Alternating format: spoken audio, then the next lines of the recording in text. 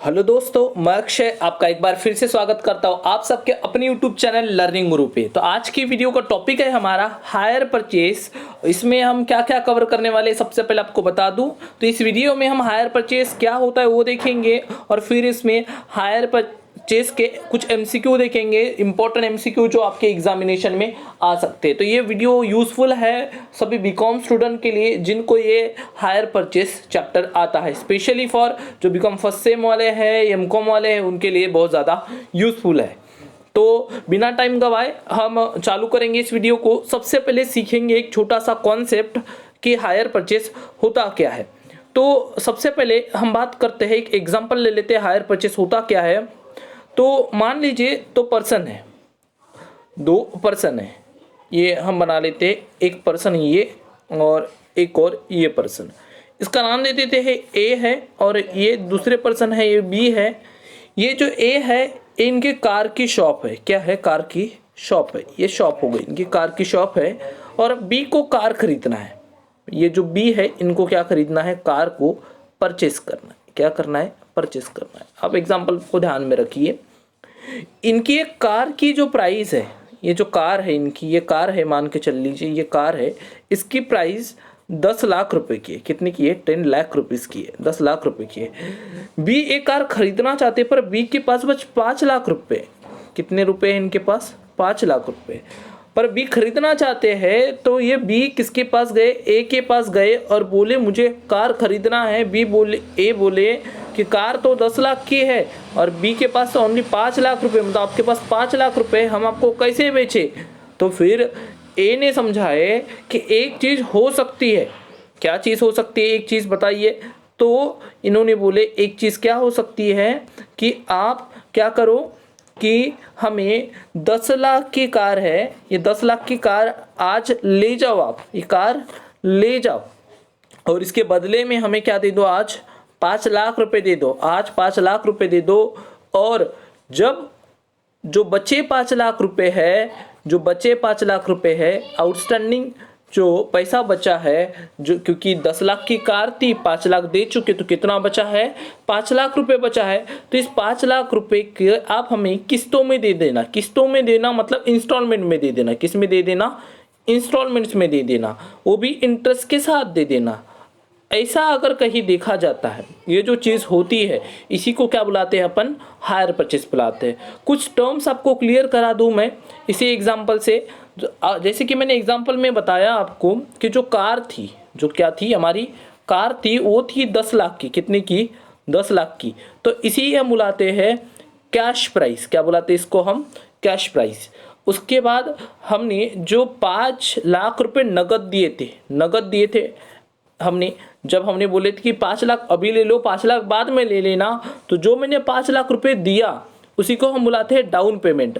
और जो 5 लाख रुपए देने बाकी है हमारे, जो 5 लाख रुपए हमें देने बाकी है, यही कहलाती है हमारी आउटस्टैंडिंग कैश प्राइस। क्या कहलाती है हमारी? ये आउटस्टैंडिंग कैश प्राइस। और इसी के ऊपर क्या लगता है? हमारा इंटरेस्ट लगता है। आप याद रखोगे कि आउटस्टैंडिंग के ऊपर ही क्या लगता है? हमारा इंटरेस्ट लगता है। फिर और कुछ टर्म्स देख लेते हैं हम। तो हमारे पास एग्जाम्पल में क्या थे? हमारे पास एग्जाम्पल में 2 लोग थे। जैसे कि मैंने आपको बताया, हमारे पास एग्जाम्पल में 2 लोग हैं, एक थे हमारे ए और एक थे बी। ठीक है, तो ये जो ए है, ये जो ए है, ये इधर है हमारे ए। ये जो कार बेच रहे थे, इसलिए ये इन्हें बोला जाता है वेंडर। जो भी सेल करता है वो क्या कहलाता है? वेंडर कहलाता है। और जो खरीदता है, वो कार को बी खरीदने वाले थे, तो ये क्या कहलाते हैं? हमारे परचेसर कहलाते हैं। क्या कहलाते हैं? परचेसर कहलाते हैं। तो ये क्या और चीज़ हो गई। एक और कॉन्सेप्ट सीख लीजिए आप हमारे साथ कि अगर मैं एक छोटा सा कैलकुलेशन, हमारा न्यूमेरिकल क्वेश्चन बना सकता है कैश प्राइस में, अगर मैं इंटरेस्ट को क्या कर देता हूँ? प्लस कर देता हूँ, तो मेरी हायर परचेस प्राइस पता चल जाती है। क्या पता चल जाती है? Higher purchase price. Cash price में क्या मिला दूँ? इंटरेस्ट मिला दूँ, तो क्या पता चलता है? Higher purchase price. तो ये चैप्टर का मैंने थोड़ा सा डेमो दे दिया आपको। एक्चुअली अगर आपको इसको डीप में पढ़ना है तो हमने हायर परचेस के ऊपर वीडियो बना के रखी है, जिसकी लिंक मैंने आपको डिस्क्रिप्शन बॉक्स में दे दूंगा।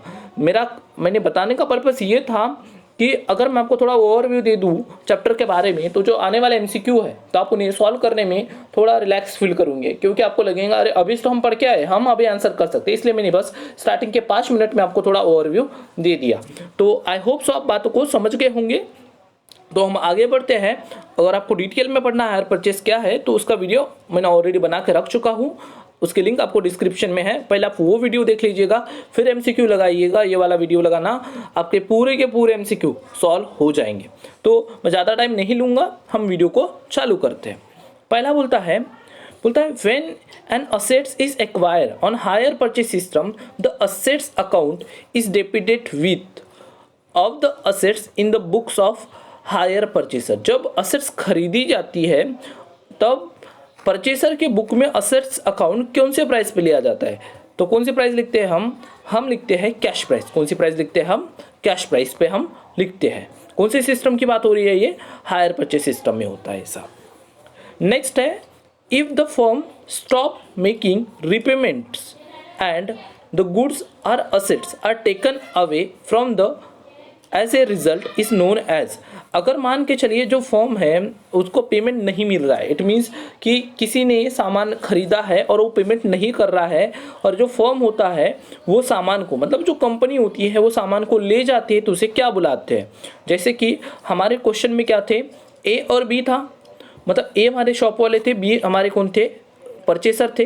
तो अगर मान के चलो बी ने पैसे नहीं दिए तो ए वो कार वापस ले जाते हैं। क्या ले जाएंगे? अपने पास वापस ले जाएंगे। टेकन अवे बोला है यहाँ पे, तो उसे क्या बुलाते हैं? हम उसे रिपोजिशन बुलाते हैं। क्या बुलाते हैं? रिपोजिशन। अगर कोई परचेसर पैसा देने में फेल हो जाता है तो वेंडर के पास, हायर वेंडर के पास ये राइट्स होता है कि वो असेट्स का क्या कर सकती है?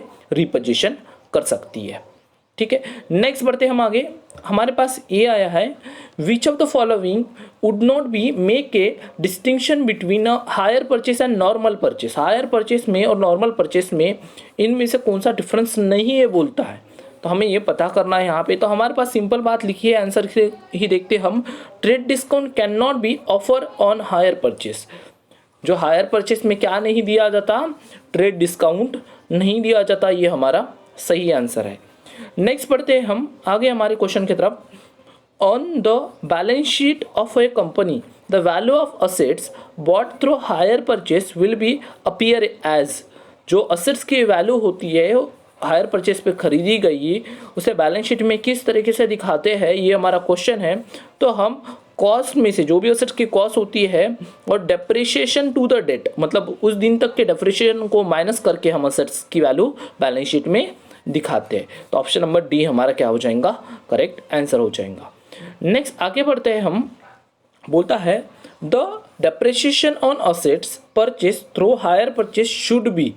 तो हम जो असेट्स खरीदते हैं हायर परचेस पे, उसे डेप्रिसिएशन कैसे लगाते हैं? तो based on cost price of the assets only, मतलब जो असेट्स की कॉस्ट प्राइस होती है उसके हिसाब से ही क्या लगाते हैं? हम डेप्रिसिएशन लगाते हैं।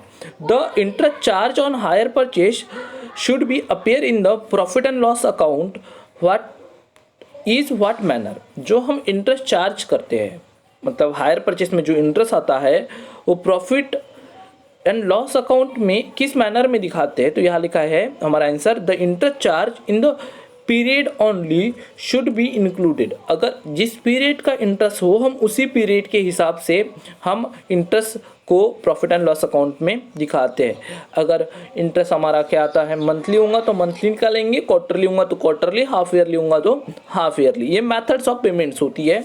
ये हमने अपनी पिछली वाली वीडियो में हमने बताए हैं आपको, आप ज़रूर देख लीजिएगा वो वीडियो। आगे हम बढ़ते हैं। बोलता है ownership of goods under hire purchase agreement is transfer at the time of. जो गुड्स का ऑनरशिप होती है, मतलब मालकियत, उसकी मालकियत कब दी जाती है? तो पेमेंट ऑफ लॉस इंस्टॉलमेंट, जब पूरा पैसा दे के हो जाए, मतलब जब बी पूरे के पूरे 10 लाख रुपए दे देगा तब उसकी क्या दी जाएंगी? उसको ऑनरशिप। अगर ऑनरशिप के पहले क्या दिया जाता है? तो ऑनरशिप के पहले होता है कार का पोजीशन। जैसे कि बी ने 5 लाख रुपए दिए तो ए ने अपनी कार दे दी हमारे एग्जाम्पल में, तो ये क्या हो गया? ये हमारा पोजीशन हो गया। ठीक है, तो जब पूरा पेमेंट हो जाता है, फाइनल इंस्टॉलमेंट या लास्ट इंस्टॉलमेंट दी जाती है, तब ऑनरशिप को क्या किया जाता है? ट्रांसफर किया जाता है। नेक्स्ट क्वेश्चन हमारे पास which of the following is not given a difference between hire purchase and a normal purchase, मतलब इनमें से कौन सा डिफरेंस नहीं है बोलता है। तो timing of payment for assets, आप हायर परचेस हो या नॉर्मल परचेस हो, अब पेमेंट के लिए टाइमिंग मिलता है। लीगल ऑनरशिप ऑफ असेट्स कभी ना कभी तो चली ही जाती है। तो टोटल कॉस्ट ऑफ असेट्स, दोनों चीज़ में टोटल कॉस्ट तो सेम ही रहेंगी, बट जो हमारा करेक्ट आंसर है वो होता है क्वालिटी ऑफ असेट्स परचेस। दोनों की क्वालिटी क्या होती है, अलग अलग होती है, ये डिफरेंस नहीं है। जैसे कि timing of payment of assets, जैसे कि नॉर्मल परचेस में पेमेंट तुरंत हो जाएगा, हायर परचेस में पेमेंट बाद में होगा, मतलब ये डिफरेंस का पॉइंट हो गया। Legal ownership of assets, normal purchase में तुरंत हो जाएंगी बट हायर परचेस में बाद में होंगी, मतलब ये भी डिफरेंस का पॉइंट हो गया। Total cost of assets, normal purchase रहेगा तो सस्ते में हो जाएगा क्योंकि यहाँ इंटरेस्ट नहीं लगेगा, बट हायर परचेस रहेगा तो थोड़ा महंगे में बिक जाएगा, तो ये डिफरेंस होता है। बट क्वालिटी ऑफ असेट्स तो सेम ही रहती है, जो कार नॉर्मल परचेस में बिकती है वही हायर परचेस में बिकती है, मतलब क्या डिफरेंस नहीं होता है पूछा है हमें, तो क्वालिटी ऑफ असेट्स का डिफरेंस नहीं होता।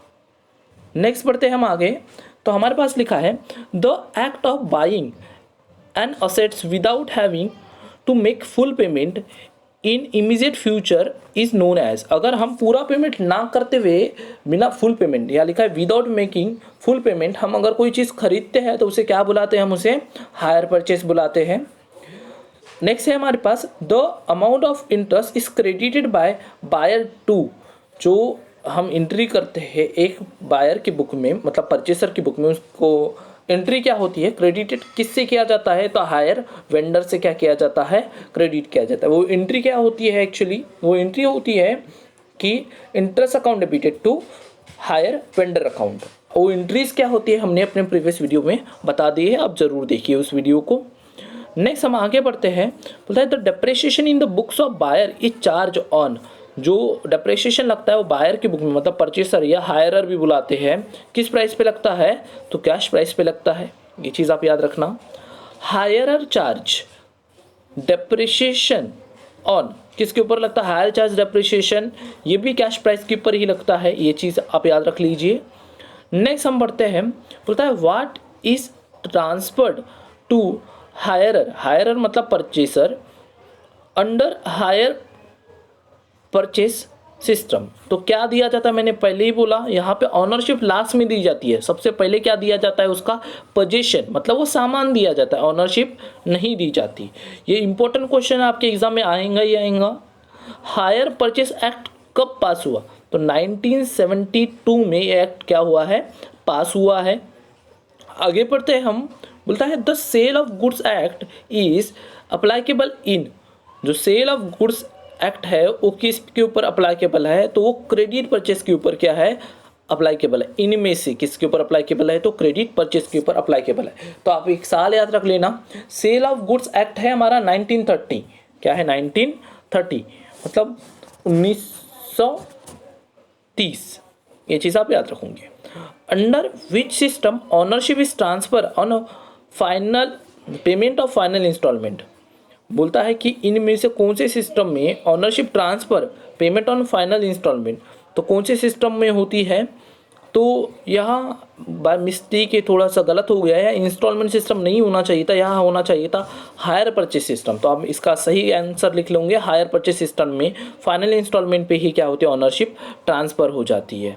बल्कि और ऐसी बात है, ये आंसर को थोड़ा और आपको मैं बता दूं कि इंस्टॉलमेंट सिस्टम ऐसा होता है जहां ऑनरशिप तुरंत मिलती है। एक चीज़ याद रखोगे आप, इंस्टॉलमेंट और हायर परचेस सिस्टम में दोनों अलग अलग बातें हैं कि हायर परचेस में ऑनरशिप फाइनल पेमेंट पे ट्रांसफ़र होती है, पर इंस्टॉलमेंट में जब डाउन पेमेंट किया जाता है उसी समय ही क्या हो जाती है, ऑनरशिप ट्रांसफ़र हो जाती है। नेक्स्ट हम आगे बढ़ते हैं, बोलता है under hire purchase system the buyer is called, जो खरीदता है उसे क्या बुलाते हैं हम, तो उसे हायरर भी बुलाते हैं हम, ये चीज़ आप याद रखोगे, मैंने आपको थोड़ी देर पहले भी बताया। Under hire purchase system who has to write off sale, किसके पास राइट रहता है सेल करने का, तो वेंडर के पास राइट रहता है सेल करने का। नेक्स्ट है हमारे पास under hire purchase system the agreement can be, देखिए जो हायर परचेस में जो एग्रीमेंट होता है स्टार्टिंग में, वो उसे रिन्यू नहीं कर सकते, अपन रजिस्टर्ड नहीं कर सकते या एंड्रोस नहीं कर सकते, हम उसे टर्मिनेट कर सकते हैं, उसे तोड़ सकते हैं। तो बस एक ही चीज़ है, कैन बी टर्मिनेटेड, मतलब तोड़ देना। या फिर मुखर्जन वो। नेक्स्ट है हमारे पास instalment system is govern by, जो इंस्टॉलमेंट सिस्टम होता है उसे गवर्न कौन करता है, तो सेल ऑफ गुड्स एक्ट 1930 1930 इसे गवर्न करता है, मतलब जो इंस्टॉलमेंट सिस्टम चलता है वो सेल ऑफ गुड्स एक्ट के तहत चलता है हमारा। नेक्स्ट है under hire purchase system the retail price of the article is called, जो रिटेल प्राइस होती है हम उसे क्या बुलाते हैं, हम रिटेल प्राइस ही बुलाते हैं हायर परचेस में। कैश प्राइस प्लस इंटरेस्ट, मैंने आपको थोड़ी देर पहले ही जब वीडियो चालू किया था मैंने बोला था कैश प्राइस में अगर मैं क्या प्लस कर दूं, इंटरेस्ट प्लस कर दूं तो क्या मिलती है मेरी हायर परचेज प्राइस। ये चीज़ याद रखोगे आप। इसका न्यूमेरिकल क्वेश्चन बनता है, कैसे बनेगा, बोलेगा कैश प्राइस 10,000 है, इंटरेस्ट 5,000 है, तो बताइए हायर परचेज प्राइस कितनी होंगी, तो 10 + 5 15,000 हो जाएंगे हायर परचेज प्राइस। क्वेश्चन ऐसा भी बना सकता है, बोलेंगे हायर परचेज प्राइस 20,000 है, इंटरेस्ट 5,000 है, तो कैश प्राइस बताइए, हायर परचेज 20 है, इंटरेस्ट 5 है, तो कैश प्राइस कितनी होंगी हमारी 15,000 हो जाएंगे। ऐसे क्वेश्चन न्यूमेरिकली बनेंगे आपके पेपर में, तो आप थोड़ा ध्यान दोगे इन सब चीज़ों के ऊपर। नेक्स्ट हम आगे बढ़ते हैं, बोलते हैं the advance amount under hire purchase system is called, में जो हमारे क्वेश्चन में बी ने एडवांस पेमेंट दिया था उसे हमने क्या बोले थे, तो डाउन पेमेंट कहलाता है हमारा एडवांस पेमेंट। उसके बाद under hire purchase system interest is calculate down, मैंने आपको बताया था कि जो आउटस्टैंडिंग बैलेंस होता है, आउटस्टैंडिंग कैश प्राइस होती है, उसका ही क्या निकालते हैं हम, इंटरेस्ट निकालते हैं। आज के वीडियो में बताया हूँ और इसके पहले वाले भी वीडियोज़ में बताया हूँ, तो आप वो वीडियो ज़रूर देखिएगा एक बार। If the hire purchaser fail to make payment of any instalment it is called, अगर कोई हायर परचेसर है जिसने क्या किया, पेमेंट नहीं किया, तो उसे क्या बोलेंगे, उसे हम बोलते हैं डिफ़ॉल्ट, मतलब वो फेल, मतलब पेमेंट करने में फेल हुआ। नेक्स्ट है हमारे पास if the hire vendor take away all the goods on which there is default of instalment is called. देखिए जब डिफ़ॉल्ट होता है तो हम उसे बुलाते हैं, कोई पेमेंट ना करने पर हम जब सामान ले जाते हैं उसे हम बुलाते हैं रीपोजीशन। क्या बुलाते हैं हम, रीपोजीशन। रीपोजीशन के दो तरीके होते हैं, एक होता है कंप्लीट, पूरा का पूरा सामान ले जाना, कंप्लीट रीपोजीशन कहलाता है, तो थोड़ा सा सामान ले जाना पार्शियल या पार्टली रीपोजीशन कहलाता है। तो यहाँ लिखा है the hire vendor may take away all the goods बोला मतलब कंप्लीट हो गया, तो कंप्लीट ले गया तो ये क्या कहलाएगा हमारा कंप्लीट रिपोजिशन, और थोड़ा बहुत ले जाता है तो क्या कहलाता है हमारा पार्शियल रिपोजिशन। मान के चलिए मैंने 2 ट्रक खरीदा था हायर परचेज सिस्टम के ऊपर, और दोनों के दोनों ट्रक वो जिस कंपनी से मैंने हायर परचेज पे खरीदा था वो ले गई, तो वो क्या कहलाएगा मेरा कंप्लीट रिपोजिशन। तो नेक्स्ट है लिखा है the hire vendor takes away only a portion of the goods, portion लेता है, portion of the goods on which there in default of instalment is called. अगर पोर्शन ले रहा है वो थोड़ा सा टेकन अवे कर रहा है, तो उसे मैंने पहले ही बोला कि अगर मैंने 2 ट्रक खरीदा और दोनों का दोनों ले जाए तो complete reposition, but only portion लिए जाए तो क्या कहलाता है हमारा पार्शियल रिपोजिशन। आई थिंक आप बात समझ गए होंगे। आगे है बोलता है in the books of hirer मतलब purchaser, for payment of instalment hire vendor account will be, जब हम हायर वेंडर को पैसा देंगे तो हायर वेंडर क्या होगा हमारा रिसीवर होगा, और रिसीवर को क्या किया जाएगा डेबिट किया जाता है। एक्चुअली एंट्री क्या होती है इंस्टॉलमेंट पेमेंट की, आप याद रख लीजिए, hire vendor account debited to cash account, तो वेंडर अकाउंट क्या होता है हमारा डेबिट होता है। इंट्रीज के बारे में मैंने अपने प्रीवियस वीडियो में बताया हूँ, उसकी लिंक आपको डिस्क्रिप्शन में दी है, आप जरूर चेक कीजिए। नेक्स्ट हम आगे बढ़ते हैं हमारे क्वेश्चन की तरफ। बोलता है in the books of hirer for interest due at the end of the year hire vendor account will be, जब हम इंटरेस्ट देते हैं लास्ट में ड्यू होता है eight the end of the year, तब हम जो हायर वेंडर अकाउंट होता है उसे क्या करते हैं हम, तो हम उसे क्या करते हैं क्रेडिट करते हैं। देखिए हायरर मतलब परचेसर, मुझे इंटरेस्ट देना क्या होता है, मुझे अगर इंटरेस्ट दूँ तो मेरे लिए लॉस है, तो मैं इंटरेस्ट अकाउंट क्या कर देता हूँ डेबिट कर देता हूँ, और किसको देने वाला हूँ वेंडर को देने वाला हूँ, इसलिए वेंडर का अकाउंट क्या कर देता हूँ मैं क्रेडिट कर देता हूँ। इसलिए इंटरेस्ट ड्यू की एंट्री क्या होती है हमारे बुक में, मतलब किसके बुक में, परचेसर के बुक में, परचेसर अकाउंट के बुक में एंट्री होती है interest account debited to vendor account.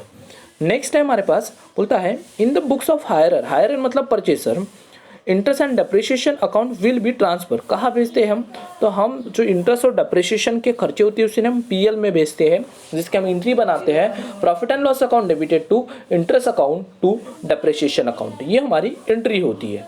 Next है हमारे पास, बोलता है in the books of hirer when the assets is repossession hire vendor account will be. क्या करेंगे, जब हम असेट्स खरीदते हैं तो असेट्स अकाउंट क्या करते हैं, हम डेबिट करते हैं, और वेंडर को अब मैं वापस भेज रहा हूँ तो असेट्स क्या हो जाएगा, क्रेडिट। और किसको भेज रहा हूँ मैं, वेंडर को भेज रहा हूँ। तो इसने बोला कि वेंडर अकाउंट क्या होता है, तो वेंडर अकाउंट क्या होता है, हमारा डेबिट होता है। तो रिपोजिशन की एंट्री आप याद रखोगे, एंट्री होती है vendor account debited to assets account. तो वेंडर अकाउंट क्या किया जाता है, हमारा डेबिट किया जाता है। तो यहाँ फिर से वही क्वेश्चन आया है, in the books of hirer when asset is repurchase assets account will be. क्या करते हैं असेट्स अकाउंट को, मैंने थोड़ी देर पहले ही बताया रिपोजिशन की एंट्री कि वेंडर अकाउंट डेबिट होता है और असेट्स अकाउंट क्या होता है, हमारा क्रेडिट होता है। तो हमारा ऑप्शन नंबर क्या आ जाएगा, बी आ जाएगा।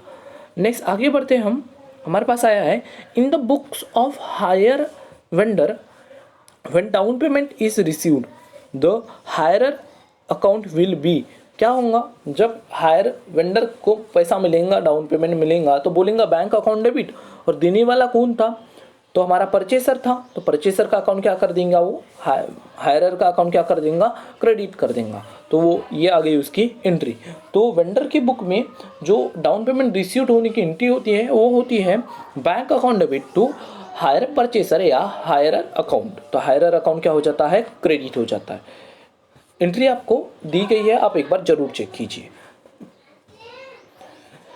Under hire purchase system is interest is calculate on, किसके ऊपर निकालते हैं हम इंटरेस्ट, तो आउटस्टैंडिंग का जो बैलेंस होता है उसके ऊपर हम क्या निकालते हैं, अपना इंटरेस्ट निकालते हैं। मैंने वीडियो की स्टार्टिंग में ही बताया हुआ आपको। नेक्स्ट है nature of hire purchase agreement is, ये जो nature of hire purchase agreement होता है वो होता है ऑप्शन टू बाय। क्या होता है, ऑप्शन टू बाय। ये चीज़ आप याद रख लेना।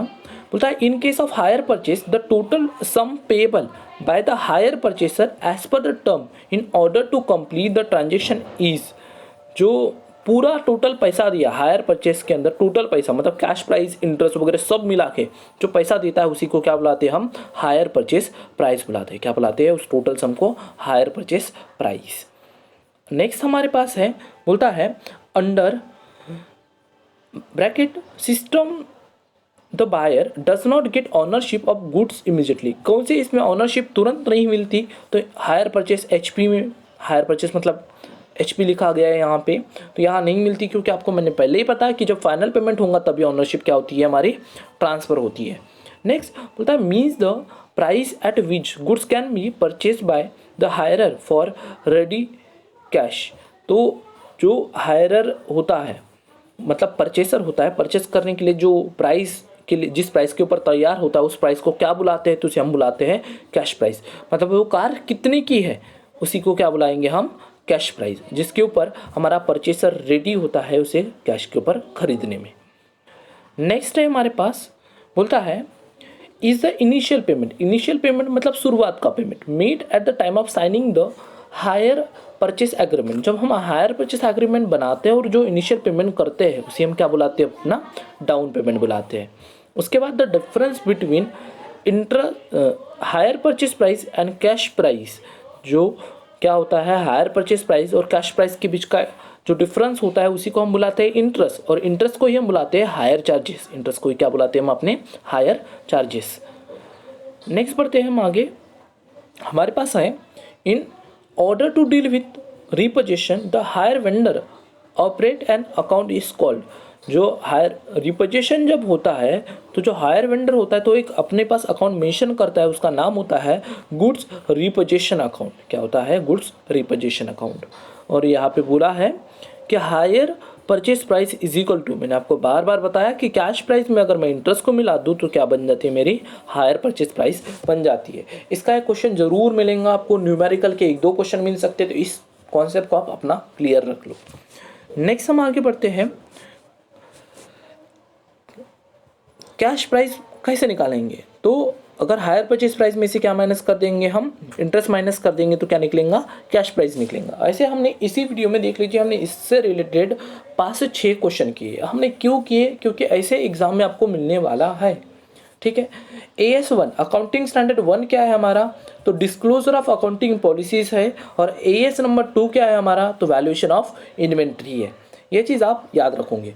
तो इस वीडियो में बस इतना ही। मैं इसका सेकंड और पार्ट लेके आऊँगा हायर परचेस वेंडर का, जहाँ पे मैं आपको कुछ न्यूमेरिकल क्वेश्चन सिखाऊंगा कि हायर परचेस के जो एग्ज़ाम में MCQ आ सकते हो वो कैसे आएंगे। बस तब तक के लिए वीडियो को देख लीजिए। कोई डाउट है तो कमेंट बॉक्स में ज़रूर लिखिए, और मैंने एक वीडियो के डिस्क्रिप्शन में एक लिंक दिया है पिछले वीडियो की, जो थ्योरेटिकल पार्ट है हायर परचेस का पूरा आप उसे ज़रूर देखिए। थैंक यू इस वीडियो को देखने के लिए। अगर वीडियो अच्छी लगी है तो लाइक कर दीजिए और ज़्यादा से ज़्यादा शेयर कीजिए, बिकॉज शेयरिंग इज़ केयरिंग, क्योंकि आपका एक शेयर किसी को अच्छे मार्क दिलाने में क्या कर सकता है, हेल्प कर सकता है। Thank you, bye bye, take care.